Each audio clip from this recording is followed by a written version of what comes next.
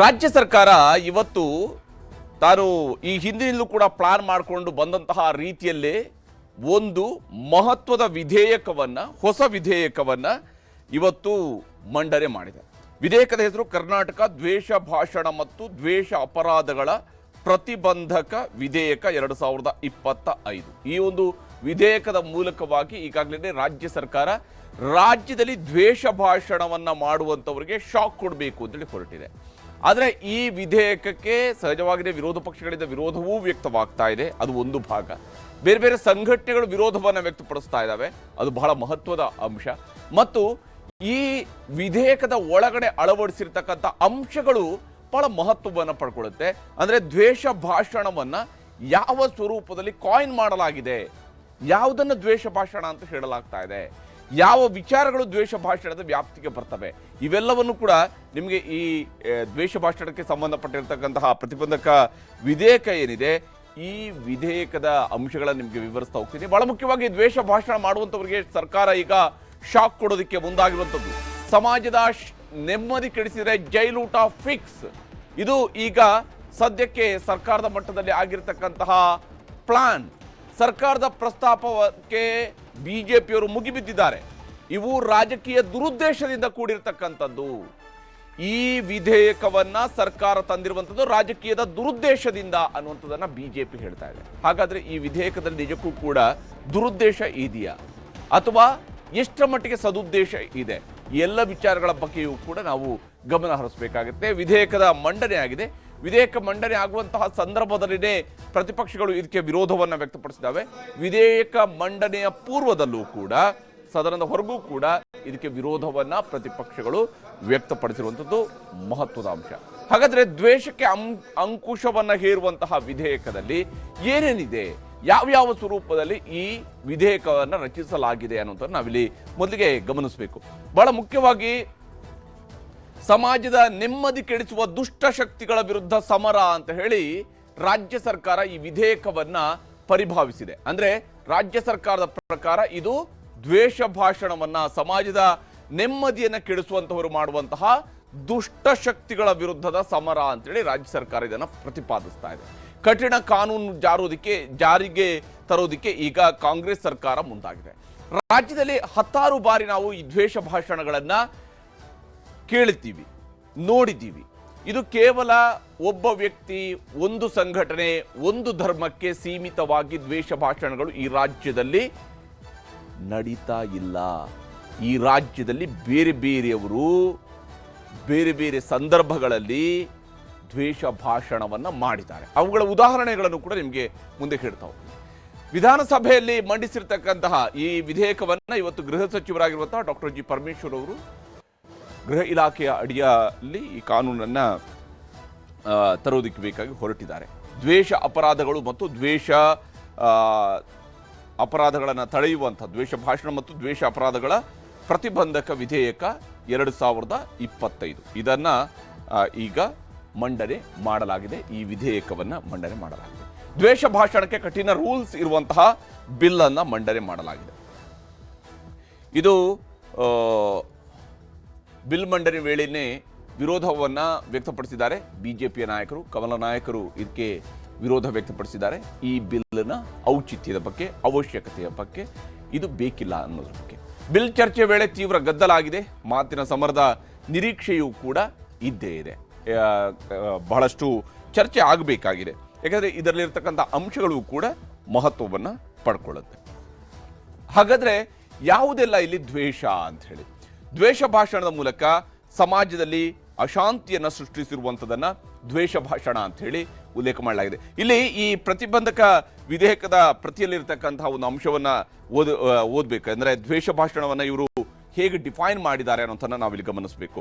ದ್ವೇಷ ಭಾಷಣ ಎಂಬುದು ಯಾವುದೇ ಪೂರ್ವಕಲ್ಪಿತ ಹಿತಾಸಕ್ತಿಯನ್ನ ಸಾಧಿಸಲು ಬದುಕಿರುವ ವ್ಯಕ್ತಿ ಅಥವಾ ಮೃತ ವ್ಯಕ್ತಿಗಳ ವರ್ಗ ಅಥವಾ ಗುಂಪು ಅಥವಾ ಸಮುದಾಯದ ವಿರುದ್ಧ ಹಾನಿ, ಅಸಾಮರಸ್ಯ ಹಾಗೂ ಅಥವಾ ವೈರತ್ವದ ಅಥವಾ ದ್ವೇಷದ ಅಥವಾ ಕೆಡುಕಿನ ಭಾವನೆಗಳನ್ನು ಮೂಡಿಸುವ ಉದ್ದೇಶದೊಂದಿಗೆ ಸಾರ್ವಜನಿಕ ನೋಟದಲ್ಲಿ ಮೌಖಿಕವಾಗಿ ಅಥವಾ ಲಿಖಿತ ರೂಪದಲ್ಲಿ, ಪದಗಳಲ್ಲಿ ಅಥವಾ ಸಂಕೇತಗಳ ಮೂಲಕ ಅಥವಾ ದೃಶ್ಯ ರೂಪಗಳ ಮೂಲಕ ಅಥವಾ ವಿದ್ಯುನ್ಮಾನ ಸಂವಹನಗಳ ಮೂಲಕ ಅಥವಾ ಇನ್ಯಾವುದೇ ರೀತಿಯಲ್ಲಿ ಮಾಡಲಾದ, ಪ್ರಕಟಿಸಲಾದ, ಪರಿಚಯಿಸಲಾದ ಯಾವುದೇ ಅಭಿವ್ಯಕ್ತಿಯನ್ನ ಒಳಗೊಳ್ಳುವುದು ಅನ್ನುವಂಥದ್ದನ್ನ ಇದರಲ್ಲಿ ಹೇಳಲಾಗಿದೆ. ಇದು ದ್ವೇಷ ಭಾಷಣದ ಸ್ವರೂಪವನ್ನು ಇವರು ಹೇಳಿರುತ್ತದೆ. ಆದರೆ ಕೋಮುಗಲಭೆ ಸೃಷ್ಟಿಯಾಗುವಂತಹ ಭಾಷಣಗಳಿರ್ಬೋದು, ಇವೆಲ್ಲವೂ ಕೂಡ ಇದರ ವ್ಯಾಪ್ತಿಗೆ ಬರ್ತವೆ ಅಂತೇಳಿ, ಅಂದರೆ ಇವರು ಹೇಳಿರ್ತಕ್ಕಂಥ ಈ ವಿವರಣೆ ಇದೆಯಲ್ಲ, ದ್ವೇಷ ಭಾಷಣದ ವ್ಯಾಪ್ತಿಗೆ ಬರ್ತವೆ. ಕಾನೂನು ಸುವ್ಯವಸ್ಥೆ ಹದಗೆಡಿಸುವಂಥದ್ದಕ್ಕೆ ಪ್ರೇರಣೆ ಒದಗಿಸುವಂಥದ್ದು, ಅಂದರೆ ಯಾವುದೋ ವ್ಯಕ್ತಿಯ ನಿರ್ದಿಷ್ಟ ವ್ಯಕ್ತಿಯನ್ನು ಚುಚ್ಚಿ ಮಾತಾಡುವಂಥದ್ದು, ಸಮುದಾಯವನ್ನು ಚುಚ್ಚಿ ಮಾತಾಡುವಂಥದ್ದು, ಅವರನ್ನ ಕೆರಳಿಸುವಂತೆ ಮಾತನಾಡುವಂಥದ್ದು, ಧರ್ಮಾಧಾರಿತ ದ್ವೇಷ, ಜನಾಂಗೀಯ ನಿಂದನೆಯನ್ನು ಕೂಡ ಇಲ್ಲಿ ಹೇಳಲಾಗಿದೆ. ಬಹಳ ಮುಖ್ಯವಾಗಿ ಇಲ್ಲಿ ದ್ವೇಷ ಭಾಷಣವನ್ನು ಏನು ಹೇಳಿದ್ದಾರೆ, ಡಿಫೈನ್ ಮಾಡಿರೋದು ಇವರು ಪೂರ್ವಕಲ್ಪಿತ ಹಿತಾಸಕ್ತಿಯಲ್ಲಿ ಅಂತ ಹೇಳಿ ಹೇಳಿದ್ದಾರೆ.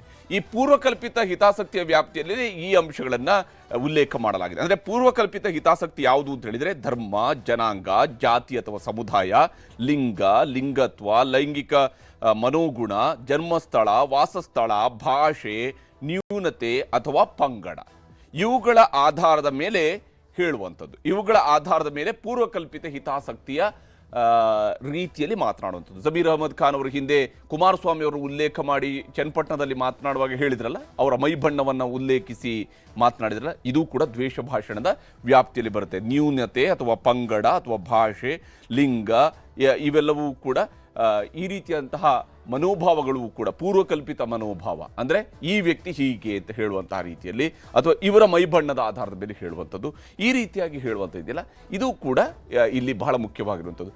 ಸೋಷಿಯಲ್ ಮೀಡಿಯಾದಲ್ಲಿ ವೈರಲ್ ಆಗುವಂತಹ ವಿಚಾರಗಳು ಕೂಡ ಬಹಳ ಮುಖ್ಯವಾಗಿ ಇಲ್ಲಿ ಪರಿಗಣಿಸಲಾಗಿದೆ. ಆನ್ಲೈನ್ ತಾಣ, ಟೆಲಿಕಾಂ, ಸರ್ಚ್ ಇಂಜಿನ್ಗಳನ್ನು ಕೂಡ ಹೊಣೆಗಾರರಾಗಿ ಮಾಡಲಾಗಿದೆ. ಇವುಗಳು ಕೂಡ, ಅಂದರೆ ಇವುಗಳ ಒಳಗಡೆ ಬರುವಂತಹ ನೀವು ಅಭಿವ್ಯಕ್ತಿಸಬಹುದಾಗಿರುವಂತಹ, ವ್ಯಕ್ತಿಯುರುವ ಅಭಿವ್ಯಕ್ತಿ ಮಾಡಬಹುದಾಗಿರುವಂತಹ ಯಾವುದೇ ಅಂಶಗಳು ಕೂಡ ಇದರ ವ್ಯಾಪ್ತಿಗೆ ಬರುತ್ತೆ. ನೋಂದಾಯಿತವಲ್ಲದ ಸಂಘ ಸಂಸ್ಥೆಗಳು ಕೂಡ ಇದಕ್ಕೆ ಹೊಣೆಗಾರರಾಗ್ತಾರೆ. ಅಂದರೆ ಅವರ ಮೂಲಕವಾಗಿ ಆಗಿದ್ರೂ ಕೂಡ ಅವರು ಹೊಣೆಗಾರರು ಆಗ್ತಾರೆ. ನೋಂದಾಯಿತ ಸಂಸ್ಥೆ ಆಗಿರ್ಬೋದು, ನೋಂದಾಯಿತ ಆಗದಿರುವ ಸಂಸ್ಥೆ ಆಗಿರ್ಬೋದು. ವಿದ್ಯುನ್ಮಾನ, ಪುಸ್ತಕ, ಕರಪತ್ರ, ಕಾಗದ, ಬರಹ, ರೇಖಾಚಿತ್ರ, ಇದನ್ನು ಕೂಡ ಇದರಲ್ಲಿ ಸೇರಿಸಲಾಗಿದೆ. ರೇಖಾಚಿತ್ರದ ವ್ಯಾಪ್ತಿಯಲ್ಲೂ ಕೂಡ ಇದನ್ನು ಪರಿಗಣಿಸಲಾಗಿದೆ. ಅಂದರೆ ದ್ವೇಷ ಅಪರಾಧಕ್ಕಾಗಿ ಇವರು ಮಂಡನೆ ಮಾಡುವಂಥದ್ದು ವಿಚಾರಗಳನ್ನು ಇವರು ಹೇಳಿದ್ದಾರೆ.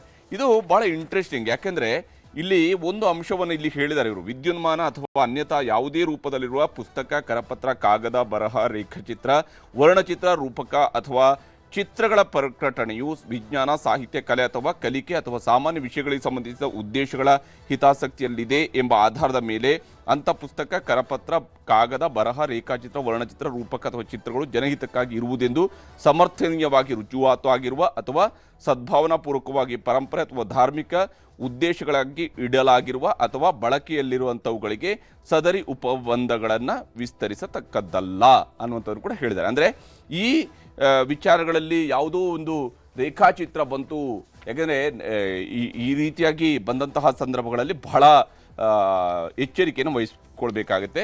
ಈ ಅಂಶಗಳನ್ನು, ಅಂದರೆ ರೇಖಾಚಿತ್ರಗಳಿರ್ಬೋದು ಅಥವಾ ವರ್ಣಚಿತ್ರಗಳಿರ್ಬೋದು, ಈ ವರ್ಣಚಿತ್ರ ರೂಪಕಗಳಿರ್ಬೋದು, ಯಾಕಂದರೆ ವ್ಯಂಗ್ಯಚಿತ್ರವನ್ನು ಮಾಡ್ತಾರೆ. ಆ ವ್ಯಂಗ್ಯಚಿತ್ರವನ್ನು ಆಧರಿಸಿಕೊಂಡು ಇದೇ ದ್ವೇಷ ಭಾಷಣ ಅನ್ನುವಂತಹ ಕೇಸನ್ನು ನಾಳೆ ಹಾಕ್ತಾ ಹೋದರೆ ನಮ್ಮ ದೇಶದಲ್ಲಿ ಸೃಜನಶೀಲತೆಗೆ ಆಗಬಹುದಂತ ದೊಡ್ಡ ಹೊಡೆತವು ಕೂಡ ಆಗುತ್ತೆ. ಹಾಗಾಗಿ ಇವುಗಳನ್ನು ಹೊರತುಪಡಿಸಿದ್ದೀವಿ, ಇವುಗಳನ್ನು ಇದರಲ್ಲಿ ಸೇರಿಸಿಲ್ಲ, ಬಳಕೆಯಲ್ಲಿದ್ದ ಸದರಿ ಉಪಬಂಧಗಳನ್ನು ವಿಸ್ತರಿಸತಕ್ಕದ್ದಲ್ಲ ಅಂತ ಉಲ್ಲೇಖ ಮಾಡಲಾಗಿದೆ ಈ ಒಂದು ವಿಧೇಯಕದಲ್ಲಿ. ಸಹಾಯ ಮಾಡುವುದು ಕೂಡ ಅಪರಾಧ ಆಗತ್ತೆ. ಅಂದರೆ ಈ ರೀತಿಯಾಗಿ ದ್ವೇಷ ಭಾಷಣಕ್ಕೆ ಸಹಕಾರ ಕೊಡುವಂಥದ್ದು ಅಥವಾ ಅದಕ್ಕೆ ಸಹಾಯ ಮಾಡುವಂಥದ್ದು, ಇದನ್ನು ಕೂಡ ಅಪರಾಧ ಅಂತೇಳಿ ಪರಿಗಣಿಸಲಾಗಿದೆ.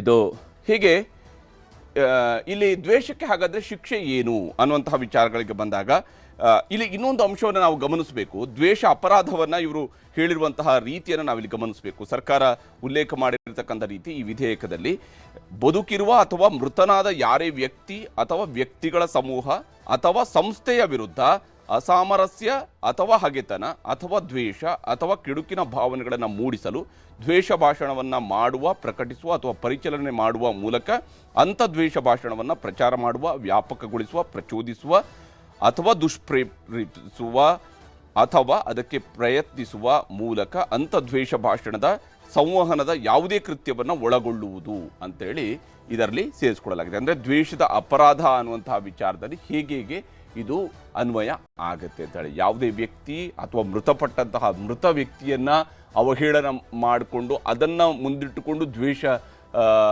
ಪಸರಿಸುವಂತಹ ಕೆಲಸವನ್ನ ಮಾಡುವಂಥದ್ದು, ಇದರಲ್ಲಿ ಬಹಳ ವ್ಯಾಪಕ ಅರ್ಥಗಳು ಬರುತ್ತೆ. ಮಾತಿನಿಂದ ಮಾತಿಗೆ ಇದನ್ನು ವ್ಯಾಖ್ಯಾನಿಸುವಂತಹ ಸ್ವರೂಪವೂ ಕೂಡ ಹೀಗಾಗುತ್ತೆ ಅನ್ನುವಂತಹ ಪ್ರಶ್ನೆಗಳಿದ್ದಾವೆ. ಇದೇ ಕಾರಣಕ್ಕಾಗಿ ಇಲ್ಲಿ ದ್ವೇಷಕ್ಕೆ ಶಿಕ್ಷೆಗಳನ್ನು ಇವರು ವಿಧಿಸಿರುವಂತಹ ರೀತಿ ನೋಡಿದರೆ 1 ರಿಂದ 7 ವರ್ಷದವರೆಗೆ ಜೈಲು ಶಿಕ್ಷೆ ಇದೆ, 50,000 ರೂಪಾಯಿವರೆಗೆ ದಂಡವನ್ನು ವಿಧಿಸೋದಕ್ಕೆ ಸಾಧ್ಯ ಆಗತ್ತೆ ಅಂತ ಹೇಳಿ. 2ನೇ ಬಾರಿ ತಪ್ಪಿಗೆ 2 ರಿಂದ 10 ವರ್ಷ ಜೈಲು, 1 ಲಕ್ಷ ರೂಪಾಯಿಯ ದಂಡವನ್ನು ವಿಧಿಸಲಾಗುತ್ತೆ ಅಂತ ಹೇಳಿ. ಪ್ರಥಮ ದರ್ಜೆ ಮ್ಯಾಜಿಸ್ಟ್ರೇಟ್ ಮೂಲಕ ವಿಚಾರಣೆಯನ್ನ ನಡೆಸಲಾಗುತ್ತೆ ಹಾಗೂ ಇದನ್ನು ವಿಚಾರಣೆ ನಡೆಸುವಂತಹ ತನಿಖೆ ನಡೆಸುವಂತಹ ಅಧಿಕಾರವನ್ನು ASP ಮಟ್ಟದ ಅಧಿಕಾರಿಗೆ ಹೊಣೆಗಾರಿಕೆಯನ್ನ ನೀಡಲಾಗುತ್ತೆ ದ್ವೇಷ ಭಾಷಣಕ್ಕೆ ಸಂಬಂಧಪಟ್ಟಂತಹ ಪ್ರಕರಣಗಳು. ಆದರೆ ಇತ್ತೀಚೆಗೆ ನಮ್ಮಲ್ಲಿ ಕರ್ನಾಟಕದಲ್ಲಿ ದಾಖಲಾಗಿರುವಂತಹ ಕೆಲವು ದ್ವೇಷ ಭಾಷಣ ಪ್ರಕರಣಗಳನ್ನು ಇವುಗಳಿಗೆ ಹೈಕೋರ್ಟ್ಗೆ ಹೋದಾಗ ಹೈಕೋರ್ಟ್ನ ಮೂಲಕವಾಗಿ ಬಲವಂತದ ಕ್ರಮ ಬೇಡ ಅನ್ನುವಂತಹ ಆದೇಶ ಬಂದಿರೋದನ್ನು ಕೂಡ ನಾವು ಗಮನಿಸಬಹುದು. ಹಾಗಿರುವಾಗ ಸರ್ಕಾರ ಈಗ ತಂದಿರುವಂತಹ ಈ ಹೊಸ ಕಾಯ್ದೆ ಇದು ಕಾನೂನಿನ ಸ್ಕ್ರೂಟಿಗೂ ಕೂಡ ಒಳಗಾಗಿ ಆಗತ್ತೆ. ನಾಳೆ ದಿವಸ ದ್ವೇಷ ಭಾಷಣದ ವಿಚಾರಕ್ಕೆ ಸಂಬಂಧಪಟ್ಟಂತೆ ಇದು ಸದನದಲ್ಲಿ ಅಂಗೀಕಾರ ಆದರೂ ಕೂಡ ಇದಕ್ಕೆ ರಾಜ್ಯಪಾಲರ ಅಂಕಿತವನ್ನು ಪಡ್ಕೊಳ್ಳುವಂಥದ್ದು ಬಹಳ ಮಹತ್ವದ್ದಾಗುತ್ತೆ. ಅದು ಹೇಗೆ ಸಾಧ್ಯ ಆಗುತ್ತೆ? ಯಾಕಂದ್ರೆ ಬಹುಮತ ಇರುವಂಥ ಸರ್ಕಾರ ಅಂಗೀಕಾರ ಮಾಡ್ಬೋದು ಸದನದಲ್ಲಿ ರಾಜ್ಯಪಾಲರ ಅಂಕಿತ. ಮತ್ತು ಬಹಳ ಮುಖ್ಯವಾಗಿ ನಾಳೆ ದಿವಸ ಇದನ್ನು ಕೋರ್ಟ್ಗಳಲ್ಲಿ ಚಾಲೆಂಜ್ ಆದಾಗ ಇದರಲ್ಲಿರುವಂತಹ ಅಂಶಗಳು ಎಷ್ಟರ ಮಟ್ಟಿಗೆ ಇದನ್ನು ಡಿಫೈನ್ ಮಾಡೋದಕ್ಕೆ ಸಾಧ್ಯ ಆಗುತ್ತೆ ದ್ವೇಷ ಭಾಷಣಗಳನ್ನು ಅನ್ನುವಂತಹ ಪ್ರಶ್ನೆಯೂ ಕೂಡ ಇರುತ್ತೆ. ಈ ಎಲ್ಲ ಕಾರಣಗಳಿಗಾಗಿಯೇ ಈ ವಿಧೇಯಕ ಮಹತ್ವವನ್ನು ಪಡ್ಕೊಂಡಿದೆ. ಆದರೆ ಸರ್ಕಾರದ ಪ್ರಕಾರ ಈ ದ್ವೇಷ ಬಿಲ್ನ ಅಗತ್ಯ ಏನು ಅಂತೇಳಿ ಸರ್ಕಾರ ಹೇಳ್ತಾ ಇದೆ ಅಂತ ಹೇಳಿದ್ರೆ, ಸರ್ಕಾರ ಹೇಳ್ತಾ ಇರೋಂಥ ರಾಜ್ಯದಲ್ಲಿ ಹೆಚ್ಚಾಗ್ತಾ ಇದೆ ದ್ವೇಷ ಭಾಷಣಗಳು ಜಾಸ್ತಿ ಆಗ್ತಾ ಇದ್ದಾವೆ ಅಂತ ಹೇಳಿ ರಾಜ್ಯ ಸರ್ಕಾರ ಪ್ರತಿಪಾದಿಸ್ತಾ ಇದೆ. ದ್ವೇಷ ಭಾಷಣಗಳ ಮೂಲಕ ಕೋಮು ಪ್ರಚೋದನೆಯನ್ನ ಮಾಡಲಾಗತ್ತೆ ಅನ್ನುವಂಥದ್ದು ಕೂಡ ಇಲ್ಲಿ ಬಹಳ ಮುಖ್ಯವಾಗಿ ಉಲ್ಲೇಖ ಮಾಡ್ತಾ ಇರುವಂಥದ್ದು. ರಾಜ್ಯ ಸರ್ಕಾರ ಹೇಳ್ತಾ ಇರುವಂಥದ್ದು ದ್ವೇಷ ಭಾಷಣಗಳ ಮೂಲಕ ಕೋಮು ಪ್ರಚೋದನೆಯನ್ನ ತರ್ತಾ ಇದ್ದಾರೆ, ಗಲಾಟೆ ಘರ್ಷಣೆ ದೊಂಬಿಯ ವಾತಾವರಣವನ್ನ ಸೃಷ್ಟಿಸ್ತಾ ಇದ್ದಾರೆ. ಹೀಗಾಗಿ ನಾವು ಈ ದ್ವೇಷ ಭಾಷಣಗಳಿಗೆ ಕಡಿವಾಣ ಹಾಕಿಸಬೇಕು ಅನ್ನುವಂಥದ್ದು ರಾಜ್ಯ ಸರ್ಕಾರದ ಉದ್ದೇಶ. ಕೋಮು ದ್ವೇಷದ ಭಾಷಣದಿಂದ ಅಶಾಂತಿ ಸೃಷ್ಟಿಯಾಗ್ತಾ ಇದೆ, ರಾಜ್ಯದಲ್ಲಿ ಅಶಾಂತಿ ಸೃಷ್ಟಿಸುವಂತಹ ವಾತಾವರಣವನ್ನ ಈ ದ್ವೇಷ ಭಾಷಣಗಳು ಮಾಡ್ತಾ ಇದ್ದಾವೆ ಅನ್ನುವಂಥದ್ದು ರಾಜ್ಯ ಸರ್ಕಾರದ ಪ್ರತಿಪಾದನೆ. ಇನ್ನು ಇಲ್ಲಿ ಮರಣಗಳಂತಹ ಘಟನೆಗಳೂ ಕೂಡ ಅಲ್ಲಲ್ಲಿ ಆಗಿದ್ದಾವೆ ದ್ವೇಷ ಭಾಷಣದ ನಂತರ ಆಗಿರುವಂಥದ್ದು. ವಿಶೇಷವಾಗಿ ಕರಾವಳಿಯಲ್ಲಿ ಇತ್ತೀಚೆಗೆ ನಡೆದಿರುವಂತಹ ಪ್ರಕರಣಗಳನ್ನು ಅಲ್ಲಿ ದ್ವೇಷ ಭಾಷಣ ಆಗಿರುವಂಥದ್ದು, ಅದ ನಂತರ ಕೆಲವು ಕೊಲೆಗಳಾಗಿರುವಂಥದ್ದು, ಇದಕ್ಕೆ ಸಂಬಂಧಪಟ್ಟಂತೆ ಈಗಾಗಲೇ ರಾಜ್ಯ ಸರ್ಕಾರ ತಂದಿರುವಂತಹ ಕೋಮು ನಿಗ್ರಹ ದಳವನ್ನು ಕೋಮು ಗಲಭೆಗಳ ನಿಗ್ರಹ ದಳವನ್ನೇನು ತಂದಿದ್ದಾರೆ, ಕೋಮು ದ್ವೇಷ ನಿಗ್ರಹ ದಳವನ್ನೇನು ತಂದಿದ್ದಾರೆ, ಅದರ ಉದ್ದೇಶವೂ ಕೂಡ ಅದೇ ಆಗಿತ್ತು. ಆದರೆ ಈಗ ಈ ಕಾನೂನು ಅವಶ್ಯಕತೆ ಹಾಗಾದರೆ ಯಾಕಿದೆ ಅಂತೇಳಿ ಇವೆಲ್ಲವೂ ಕೂಡ ಸರ್ಕಾರ ತನ್ನ ಅಗತ್ಯತೆಯನ್ನು ಹೇಳುತ್ತೆ. ಅದಕ್ಕೆ ಕಾನೂನಿನ ಚೌಕಟ್ಟನ್ನು ಕೊಡುವಂತಹ ಪ್ರಯತ್ನವನ್ನು ಸರ್ಕಾರ ಮಾಡ್ತಾ ಇದೆ. ಆದರೆ ಇದಕ್ಕೆ ಆಡಳಿತ ಪಕ್ಷ ಮತ್ತು ಪ್ರತಿಪಕ್ಷದ ಪ್ರತಿಪಾದನೆ ಹೇಗಿದೆ ಈ ವಿಧೇಯಕಕ್ಕೆ ಸಂಬಂಧಪಟ್ಟಂತೆ ಅನ್ನೋದನ್ನು ಕೂಡ ನಿಮಗೆ ತೋರಿಸ್ತೀನಿ.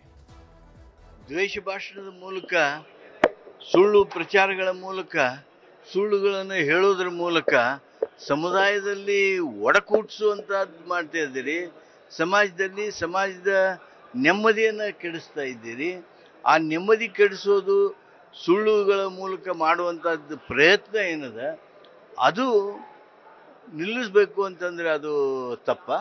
ಶಾಂತಿ ಪಾಲನೆ ಮಾಡೋರು, ಶಾಂತಿ ಬೇಕಾದವರು, ಇದೇ ಧರ್ಮದಲ್ಲಿ ಏನು ಹೇಳ್ತದೆ?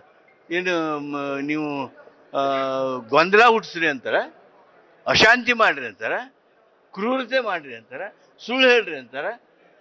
ಇವು ಯಾವನ್ನೂ ಈ ದ್ವೇಷ ಭಾಷಣ ಬಿಲ್ನೊಳಗೆ ಹೇಳೋದಲ್ಲ, ಅವನ್ನ ನಿಲ್ಲಿಸೋದಕ್ಕೆ ಪ್ರಯತ್ನ ಮಾಡ್ತೀವಿ. ನೋಡಿ, ದ್ವೇಷ ಭಾಷಣ ಇದು ಪಿತೂರಿ ಅಷ್ಟೇ. ಇದು ಒಂದು ಪಿತೂರಿ. ವಾಕ್ ಸ್ವಾತಂತ್ರ್ಯವನ್ನು ಕಿತ್ಕೊಳ್ಳೋವಂಥದ್ದು. ಯಾರು ಭಾಷಣ ಮಾಡ್ತಾರೆ, ವಿರೋಧಿಗಳು, ರಾಜಕೀಯ ವಿರೋಧಿಗಳನ್ನು ಬಗ್ಬಡಿಯೋಕೆ ಇದನ್ನು ಉಪಯೋಗ ಮಾಡ್ತಾರೆ ಅಷ್ಟೇ. ಅವರು ನ್ಯಾಯವಾಗಿ ಮಾಡಿದ್ರೆ ಏನು ಪ್ರಾಬ್ಲಮ್ ಇಲ್ಲ. ಇದನ್ನು ರಾಜಕೀಯ ವಿರೋಧಿಗಳನ್ನು ಬಗ್ಬಡಿಯೋಕೆ ಈ ಕಾನೂನನ್ನು ತಂದು ಅವ್ರಿಗೆ ಕಿರುಕುಳ ತೊಂದರೆ ಕೊಡೋಕ್ಕೆ ಮಾಡ್ತಾ ಇರೋದು ಅಂತ ಸ್ಪಷ್ಟವಾಗಿ ಅರ್ಥ ಆಗ್ತದೆ. ಈಗಿರೋ ಕಾನೂನುಗಳೇ ಬೇಕಾದಷ್ಟಿದೆ. ದೇಶ ಭಾಷಣ ಮಾಡೋದ್ರಲ್ಲಿ ಯಾರಾದರೂ ಮುಂಚೂಣಿದಿದೆ ಅಂತ ಹೇಳಿದ್ರೆ ಈ ದೇಶದಲ್ಲಿ ಅದು ನಂಬರ್ 1 BJP, ಸಂಘ ಪರಿವಾರ, ಅವರೆಲ್ಲ ಅವರ ಬೆಂಬಲಿಗರು. ಇಡೀ ವಿಶ್ವಕ್ಕೆ ಗೊತ್ತು ದ್ವೇಷ ಭಾಷಣ ಯಾರು ಮಾಡ್ತಾರೆ, ಪ್ರಚೋದನೆಕಾರಿ ಮಾತು ಯಾರು ಆಡ್ತಾರೆ, ಹಿಂಸಾತ್ಮಕ ಘಟನೆಗಳಿಗೆ ಯಾರು ಕಾರಣಕರ್ತರು ಮತ್ತು ಈ ಅನೇಕ ಕಾನೂನು ಬಾಹಿರ ಚಟುವಟಿಕೆಗಳಲ್ಲಿ ಇನ್ವಾಲ್ವ್ ಆಗಿರ್ತಕ್ಕಂಥವ್ರು ಯಾವ ಸಂಘಟನೆಗಳಲ್ಲಿದ್ದಾರೆ ಅದೆಲ್ಲ ಕೂಡ ಬಿಜೆಪಿಯ ಸಂಘ ಪರಿವಾರಕ್ಕೆ ಚೆನ್ನಾಗಿ ಗೊತ್ತಿರುವಂಥದ್ದು. ಅದಕ್ಕೋಸ್ಕರ ಅವ್ರು ಏನಂತ ಹೇಳಿದ್ರೆ ಯಾರು ತಪ್ಪು ಮಾಡ್ತಾರೆ ಅವರೇ ಜೋರ ಕೂಗ್ಬಿಡ್ತಾರೆ. ಯಾಕಂತ ಹೇಳಿದ್ರೆ ತಪ್ಪು ಮಾಡೋರ ಬಗ್ಗೆ ಅವ್ರ ಮೇಲೆ ಬೊಟ್ಟು ತೋರಿಸಬಾರ್ದು ಅಂತ ಅಷ್ಟೇ ಇರುವಂತ ಸ್ಟ್ರಾಟಜಿ ಅವ್ರದ್ದು. ದ್ವೇಷ ಭಾಷಣ ಮಾಡ್ತಾ ಇರತಕ್ಕಂಥವರು ಕಾಂಗ್ರೆಸ್ನವರೇ. ಇವತ್ತಿನವರೆಗೆ ಎಷ್ಟು ನಾವು ದೂರುಗಳನ್ನು ಕೊಟ್ಟರು ಕೂಡ ಒಂದು FIR ಆಗೋದಿಲ್ಲ. FIR ಎಲ್ಲವೂ ಕೂಡ ವಿರೋಧ ಪಕ್ಷದವರ ಮೇಲೆ ಆಗ್ತವೆ. ಅಂದ್ರೆ ನೀವು ಯಾತಕ್ಕೆ ತರ್ತಾ ಇದ್ದೀರಿ? ಬೇರೆಯವ್ರನ್ನ ಕಂಟ್ರೋಲ್ ಮಾಡ್ಲಿಕ್ಕೆ ಮಾಡ್ತಾ ಇದ್ದೀರಿ ಹೊರತು ನಿಮ್ಮನ್ನ ಕಂಟ್ರೋಲ್ ಮಾಡೋರು ಯಾರು? ಬಿಲ್ ತರಲಿಕ್ಕೆ ಯೋಗ್ಯತೆ ಇಲ್ಲದಿರೋಂಥ ಸರ್ಕಾರ ಇದು. ಯಾಕಂದ್ರೆ ದ್ವೇಷವನ್ನೇ ಬಿತ್ತುತ್ತಾ ಇರೋಂಥದ್ದು ರಾಜ್ಯ ಸರ್ಕಾರ, ಕಾಂಗ್ರೆಸ್ಸಿನ ಸರ್ಕಾರ ಏನಿದೆ. ಮೊದಲು ಈ ಸರ್ಕಾರ ಇನ್ಮೇಲೆ ಇರಬಾರ್ದು ಅಂತೇಳಿ ತೀರ್ಮಾನ ಮಾಡುವಂತ ಸ್ಥಿತಿ ಒಳಗಡೆ ಜನ ನಿರ್ಣಯ ಮಾಡ್ತಾ ಇದ್ದಾರೆ. ನೀವ್ ಏನ್ ಬಿಲ್ ತಂದ್ರು ನಾವು ಸತ್ಯ ಸಂಗತಿ ಹೇಳೋದನ್ನ ಯಾವುದೇ ಕಾರಣಕ್ಕೂ ನಿಲ್ಸೋದಿಲ್ಲ. ನೀನ್ ಏನ್ ಜೈಲಿಗೆ ಬೇಕಾದ್ರೆ ಹಾಕು, ತಿಪ್ಪುರ್ಲಾಗ ಬೇಕಾದ್ರೆ ಹೊಡಿ ನೀನು. ಆದ್ರೆ ಸತ್ಯಾಸತ್ಯತೆಗಳನ್ನ ಹೊರಗೆ ತರುವಂತ ಕೆಲಸವನ್ನ ನಾವು ಯಾವುದೇ ಹಂತಕ್ಕೆ ಹೋದ್ರೂ ಅದನ್ನ ತಗೊಂಡೇ ಬರ್ತೇವೆ. ಹೀಗೆ ದ್ವೇಷ ಭಾಷಣವನ್ನು ಅವರವರ ಸ್ವರೂಪಗಳಲ್ಲಿ ಡಿಫೈನ್ ಮಾಡ್ತಾ ಇದ್ದಾರೆ. ಇಲ್ಲೇ ನಮಗೆ ಕ್ಲಿಯರ್ ಆಗಿ ಗೊತ್ತಾಗ್ತಾ ಇದೆ ಈ ಬಿಲ್ನ ಭವಿಷ್ಯ ಏನು ಅಂತೇಳಿ. ಯಾಕಂದರೆ ಈ ಬಿಲ್ ತರೋದು ಅಂತ ಹೇಳಿದ್ರೆ ಇದೊಂದು ರೀತಿಯಂತ ಹುಲಿಬೇಲಿನ ಸವಾರಿಯನ್ನು ಸರ್ಕಾರ ಮಾಡೋದಕ್ಕೆ ಹೊರಟಿದೆ. ಇವತ್ತು ಇವರು ತಂದಿರುವಂತಹ ಬಿಲ್ ನಾಳೆ ಯಾವ ಸ್ವರೂಪಗಳನ್ನು ಪಡ್ಕೊಳ್ಬಹುದು ಅನ್ನುವಂಥದ್ದು ಕೂಡ ಇದ್ದೇ ಇರುವಂಥದ್ದು. ಆದರೆ ಸರ್ಕಾರ ಬಿಲ್ ತರುವಂಥದ್ರ ಮೂಲಕವಾಗಿ ದ್ವೇಷ ಭಾಷಣಕ್ಕೆ ಕಡಿವಾಣ ಹಾಕಬೇಕು ಅನ್ನುವಂಥದ್ದು ಸರ್ಕಾರದ ಉದ್ದೇಶ. ಆದರೆ ದ್ವೇಷ ಭಾಷಣವನ್ನೇ ಮಾಡುವಂಥದ್ದು ಅದು ಅಭಿವ್ಯಕ್ತಿಯ ಭಾಗ ಅಂತೇಳಿ ಪರಿಗಣಿಸಿದರೆ ಆವಾಗ ಯಾರು ಇದನ್ನು ತಡೀತಾರೆ, ಹೇಗೆ ತಡೀತಾರೆ? ಮತ್ತು ಆಡಿರುವಂತಹ ಮಾತುಗಳಿಗೆ ಹರಿಯೋ ನೀರಿಗೆ ಅಣೆಕಟ್ಟು ಕಟ್ಟಬಹುದು, ಆದರೆ ಆಡೋ ಮಾತುಗಳಿಗೆ ಅಣೆಕಟ್ಟು ಹಾಕೋದಕ್ಕಾಗಲ್ಲ. ಅದರ ಪರಿಣಾಮಗಳನ್ನು ಕೂಡ ಅಷ್ಟು ಸುಲಭದಲ್ಲಿ ಕೇಸ್ ಹಾಕಿದ ತಕ್ಷಣ ನಿಲ್ಲಿಸೋದಕ್ಕೆ ಆಗತ್ತಾ? ಈ ಪ್ರಶ್ನೆಯೂ ಕೂಡ ಇಲ್ಲಿ ಇರುವಂಥದ್ದು. ದ್ವೇಷ ಭಾಷಣದ ವಿಚಾರಕ್ಕೆ ಸಂಬಂಧಪಟ್ಟಂತೆ ಸರ್ಕಾರ ಏನೋ ಬಿಲ್ ತಂದಿದೆ, ಭಾಳ ದೊಡ್ಡದಾಗಿ ಇದರ ಬಗ್ಗೆ ಕ್ರಮವನ್ನು ಕೈಗೊಳ್ತಾ ಇದ್ದೀವಿ ಅಂತ ಹೇಳ್ಕೊಂಡು ಹೊರಟಿದ್ದಾರೆ. ಆದರೆ ಇದರ ಪರಿಣಾಮಗಳು ಕೂಡ ಅಷ್ಟೇ ಮುಖ್ಯವಾಗಿ ಗಮನಿಸಬೇಕು. ಬೆಳಗಾವಿಯ ಸದನದಲ್ಲಿ ಈಗಾಗಲೇ ನಡೀತಾ ಇರುವಂತಹ ಚರ್ಚೆಗಳನ್ನು ನಾವು ಗಮನಿಸಿದಾಗ ಬಹಳ ಪ್ರಮುಖವಾಗಿ ಮತ್ತು ಈ ಬಾರಿ ಮೊದಲ ಬಾರಿಗೆ ಸಾಮಾನ್ಯವಾಗಿ ಲಾಸ್ಟ್ಗೆ ಒಂದೆರಡು ದಿವಸ ಅಥವಾ ಮಧ್ಯದಲ್ಲಿ ಯಾವುದೋ ಒಂದು ದಿವಸ 2 ದಿವಸ ಅಥವಾ ಎಲ್ಲ ಬಿಲ್ಗಳು ಪಾಸ್ ಆದಮೇಲೆ ಫುಲ್ ಬೇಕಿದ್ರೆ ಅದರ ಬಗ್ಗೆನೇ ಮಾತಾಡಿ ಅಂತ ಹೇಳಿಕೊಂಡು ಸಮಯವನ್ನು ನಿಗದಿ ಮಾಡ್ತಾರೆ. ಆದರೆ ಈ ಬಾರಿ ಬೆಳಗಾವಿ ಅಧಿವೇಶನದಲ್ಲಿ ಮೊದಲ ದಿವಸದಲ್ಲಿ ಉತ್ತರ ಕರ್ನಾಟಕದ ಸಮಸ್ಯೆಗಳ ಬಗ್ಗೆ ಚರ್ಚೆ ನಡೆಸೋದಕ್ಕೆ ಅವಕಾಶವನ್ನು ಕಲ್ಪಿಸಲಾಯಿತು. ಆದರೆ ಈ ಉತ್ತರ ಕರ್ನಾಟಕದ ಸಮಸ್ಯೆಗಳ ಬಗ್ಗೆ ಚರ್ಚೆಗಿಂತ ಹೆಚ್ಚಾಗಿ ಕುರ್ಚಿ ಕಚ್ಚಾಟದ ಸುತ್ತಲೇ ಚರ್ಚೆಗಳು ಸಾಗ್ತಾ ಇರುವಂಥದ್ದು ವಿಶೇಷ. ಉತ್ತರ ಕರ್ನಾಟಕದ ಬಗೆಗಿನ ಸಮಸ್ಯೆಗಳನ್ನು ಪ್ರಸ್ತಾಪಿಸುವ ಸಂದರ್ಭದಲ್ಲೂ ಕೂಡ ಸರ್ಕಾರದ ಕುರ್ಚಿ ಸಮಸ್ಯೆಗಳ ಬಗ್ಗೆ ಪ್ರತಿಪಕ್ಷಗಳು ಪ್ರಸ್ತಾಪಿಸ್ತಾ ಇದ್ದಾವೆ. ಇದರ ನಡುವೆ ಗ್ಯಾರಂಟಿ ವಿಚಾರದಲ್ಲಿ ಕಾಂಗ್ರೆಸ್ ಶಾಸಕರಲ್ಲಿನೇ ಒಂದು ರೀತಿಯಿಂದ ಅಪಸ್ವರ ಇರುವಂಥದ್ದು ಕೂಡ ಗೋಚರಿಸ್ತಾ ಇದೆ. ಉತ್ತರ ಕರ್ನಾಟಕ ಸಮಸ್ಯೆಗಳ ಚರ್ಚೆಯ ಜೊತೆಗೆ ಕುರ್ಚಿ ಕಚ್ಚಾಟ ಈಗ ತಳುಕು ಹಾಕೊಂಡಿದೆ. ಕುರ್ಚಿ ಕಚ್ಚಾಟವು ಕೂಡ ಬಹಳ ಜೋರಾಗಿ ತಳುಕು ಹಾಕೊಂಡಿದೆ. ಅದರ ಬಗ್ಗೆಯೂ ಕೂಡ ಚರ್ಚೆಗಳಾಗ್ತಾ ಇದೆ. ಸದನದಲ್ಲಿ ಸರ್ಕಾರದ ಸಮಸ್ಯೆಗಳಂತೆ ಹೆಚ್ಚೆಚ್ಚು ಚರ್ಚೆಗಳು ಈಗ ಸಾಗ್ತಾ ಇರುವಂಥದ್ದು. ಹೆಚ್ಚೆಚ್ಚು ಚರ್ಚೆಗಳು ಈಗ ಸದನದ ಒಳಗಡೆ ನಡೀತಾ ಇರುವಂಥದ್ದು. ಯಾವುದೇ ಮಾತು ಬಂದರೂ ಕೂಡ ನಿಮ್ಮ ಕುರ್ಚಿ ಗ್ಯಾರಂಟಿ ಇದೆಯಾ, ನಿಮ್ಮಲ್ಲಿ ಯಾರು ಮುಖ್ಯಮಂತ್ರಿ, ನಿಮ್ಮಲ್ಲಿ ಯಾರು ಉಪಮುಖ್ಯಮಂತ್ರಿ, ಈ ಪ್ರಶ್ನೆಗಳನ್ನು ಕೇಳ್ತಾ ಇದ್ದಾರೆ ಪ್ರತಿಪಕ್ಷಗಳು. ಮತ್ತು ಅದು ಪ್ರತಿಪಕ್ಷಗಳಿಗೆ ರಾಜಕೀಯವಾಗಿರುವಂಥ ಅಸ್ತ್ರ. ಆಡಳಿತ ಪಕ್ಷ ಯಾವಾಗ ತನ್ನಲ್ಲಿ ಗೊಂದಲಗಳನ್ನು ಬಗೆಹರಿಸಿಕೊಳ್ಳೋದಕ್ಕೆ ಸಾಧ್ಯ ಆಗೋದಿಲ್ವೋ ಆಗ ಸಹಜವಾಗಿಯೇ ಅದು ನಗೆಪಾಟಲಿಗೆ ಈಡಾಗುತ್ತೆ. ಆ ಅವಕಾಶವನ್ನ ಇಲ್ಲಿ ಪ್ರತಿಪಕ್ಷ ಬಳಸ್ಕೊಳ್ತಾ ಇದೆ. ಉತ್ತರಕ್ಕಾಗಿ ನಡೀತಾ ಇರುವಂತಹ ಚರ್ಚೆ, ಉತ್ತರಕ್ಕಾಗಿ ಕಾವೇರಿದೆ ಚರ್ಚೆ, ಕಾವೇರಿದ ಚರ್ಚೆಯು ಕೂಡ ನಡೀತಾ ಇದೆ. ಉತ್ತರ ಕರ್ನಾಟಕದ ಸಮಸ್ಯೆಗಳ ಬಗ್ಗೆ ಚರ್ಚೆಗಳನ್ನು ಮಾಡಲಾಗ್ತಾ ಇದೆ. ಉತ್ತರ ಕರ್ನಾಟಕದ ಸಮಸ್ಯೆಗಳ ಮೇಲೆ ಬೆಳಕು ಚೆಲ್ಲುವಂತಹ ಕೆಲಸವನ್ನು ಪ್ರತಿಪಕ್ಷ ನಾಯಕ ಆರ್ ಅಶೋಕ್ ಅವರು ಮಾಡಿದ್ದಾರೆ. ಅತಿವೃಷ್ಟಿ, ಅನಾವೃಷ್ಟಿ, ಪ್ರವಾಹದಿಂದಾಗಿ ಬೆಳೆ ಹಾನಿ, ಕಬ್ಬಿನ ಬೆಂಬಲ ಬೆಲೆ, ಇವೆಲ್ಲ ವಿಚಾರಗಳನ್ನು ಕೂಡ ಪ್ರತಿಪಕ್ಷ ನಾಯಕರು ತಮ್ಮ ಭಾಷಣದ ಸಂದರ್ಭದಲ್ಲಿ, ಸದನದ ಚರ್ಚೆಯ ಸಂದರ್ಭದಲ್ಲಿ ಉಲ್ಲೇಖ ಮಾಡ್ತಾ ಇದ್ದಾರೆ. ಬೆಳೆ ನಷ್ಟ ಪರಿಹಾರಕ್ಕಾಗಿ ಶಾಶ್ವತ ವಿಪತ್ತು ನಿಧಿ ಏಕೆ ರಚಿಸಿಲ್ಲ ಅನ್ನುವಂತಹ ಒಂದು ಪ್ರಶ್ನೆಯನ್ನು ಕೂಡ ಕೇಳಿದ್ದಾರೆ. ಬೆಳೆ ನಷ್ಟಕ್ಕೆ ಪರಿಹಾರವನ್ನು ಕೊಡೋದಕ್ಕೆ ಯಾಕೆ ನೀವು ಶಾಶ್ವತ ವಿಪತ್ತು ನಿಧಿಯನ್ನು ರಚಿಸಿಲ್ಲ? ಕೇಂದ್ರ ಸರ್ಕಾರವನ್ನು ಪದೇ ಪದೇ ಟೀಕೆ ಮಾಡುವಂತಹ ನೀವು ಮಾಡಿದ್ದೇನು ಅಂತೆಲ್ಲ ತಪರಾಕಿಯನ್ನು ಕೊಟ್ಟಿದ್ದಾರೆ. ಆದರೆ ಅಶೋಕ್ ಅವರು ವೈಮಾನಿಕ ಮುಖ್ಯಮಂತ್ರಿಯವರು ನಡೆಸಿರುವಂತಹ ವೈಮಾನಿಕ ಸಮೀಕ್ಷೆಯನ್ನು ಕೂಡ ಪ್ರಸ್ತಾಪ ಮಾಡಿದ್ದಾರೆ. ವೈಮಾನಿಕ ಸಮೀಕ್ಷೆ ಮಾಡಿರತಕ್ಕಂತಹ ಮುಖ್ಯಮಂತ್ರಿಯವರಿಗೆ ರೈತರನ್ನ ಮಾತನಾಡಿಸೋದಕ್ಕೆ ಮನಸ್ಸಿರಲಿಲ್ವಾ ಅಂತ ಹೇಳಿ ಪ್ರಶ್ನಿಸಿದ್ದಾರೆ. ನೀವು ವಿಮಾನದಲ್ಲಿ ಹೋಗಿ ಬಂದ ತಕ್ಷಣ ರೈತರ ಸಮಸ್ಯೆ ನಿಮಗೆ ಅರ್ಥ ಆಗುತ್ತಾ ಅಂತ ಹೇಳಿ ಅಂಕಿಅಂಶಗಳ ಸಮೇತ ಬೆಳೆ ಪರಿಹಾರದ ಮಾಹಿತಿಯನ್ನ ಕಂದಾಯ ಸಚಿವರಾಗಿರುವಂತಹ ಸಚಿವ ಕೃಷ್ಣ ಬೈರೇಗೌಡರು ಸದನಕ್ಕೆ ಕೊಟ್ಟಿದ್ದಾರೆ. ಕಂದಾಯ ಸಚಿವರು ಅದರ ಬಗ್ಗೆನ ಕಂಪ್ಲೀಟ್ ಆದಂಥ ಡೀಟೇಲ್ಸನ್ನು ಸದನಕ್ಕೆ ಕೊಟ್ಟಿದ್ದಾರೆ. ಏನೇನು ಕೊಟ್ಟಿದ್ದೀವಿ, ಎಷ್ಟೆಷ್ಟು ಬೆಳೆ ಪರಿಹಾರವನ್ನು ಕೊಟ್ಟಿದ್ದೀವಿ. ಇದರ ನಡುವೆ ಕುರ್ಚಿ ವಿಚಾರವೂ ಕೂಡ ಚರ್ಚೆಗೆ ಬಂದಿದೆ. ಉತ್ತರ ಕರ್ನಾಟಕದ ಸಮಸ್ಯೆಗಳ ಚರ್ಚೆಯ ವೇಳೆ ಸರ್ಕಾರದ ಕಾಲೆಳೆದಿದ್ದಾರೆ ಆರ್ ಅಶೋಕ್ ಅವರು. ವಿಶೇಷವಾಗಿ ಅಭಿವೃದ್ಧಿಗೆ ಅನುದಾನ, ನಷ್ಟ ಪರಿಹಾರಕ್ಕೆ ಹಣವೇ ಇಲ್ಲ ಅಂತೇಳಿ ಅವರು ಸರ್ಕಾರವನ್ನು ತರಾಟೆಗೆ ತೆಗೆದುಕೊಂಡರು. ಮತ್ತು ಪ್ರತಿಪಕ್ಷಗಳ ಶಾಸಕರಷ್ಟೇ ಅಲ್ಲ, ಆಡಳಿತ ಪಕ್ಷದ ಶಾಸಕರಿಂದಲೂ ಕೂಡ ಹಣಕ್ಕಾಗಿ ಬೇಡಿಕೆ ಇದೆ, ಅಭಿವೃದ್ಧಿಗಾಗಿ ನಿಧಿಗಾಗಿ ಬೇಡಿಕೆ ಇದೆ, ಅನುದಾನಕ್ಕಾಗಿ ಬೇಡಿಕೆ ಇದೆ ಅನ್ನುವಂತಹ ವಿಚಾರಗಳನ್ನು ಕೂಡ ಸರ್ಕಾರದ ಗಮನಕ್ಕೆ ತಂದರು.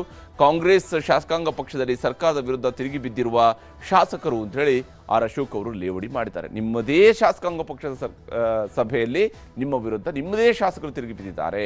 ಗ್ಯಾರಂಟಿಗಳಿಂದಾಗಿ ಖಜಾನೆ ಖಾಲಿಯಾಗಿದೆ, ದುಡ್ಡೇ ಇಲ್ಲದ ಸರ್ಕಾರ ಅಂತ ಹೇಳಿ ವ್ಯಂಗ್ಯ ಮಾಡಿದ್ದಾರೆ.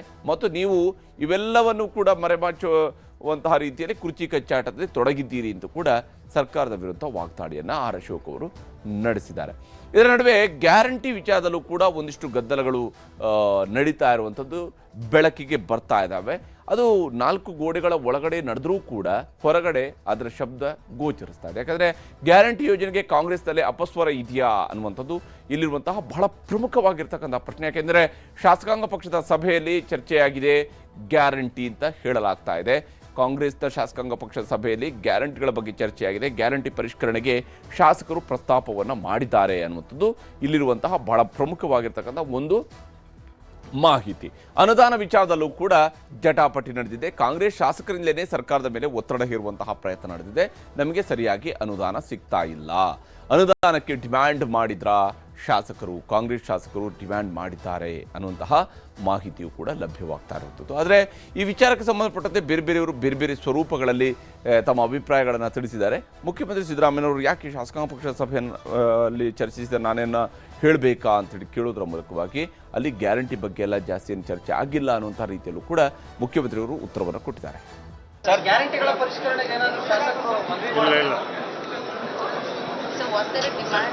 ಗ್ಯಾರಂಟಿ ಯೋಜನೆಗಳ ಬಗ್ಗೆ ಚರ್ಚೆ ನಡೆಯಲಿಲ್ಲ.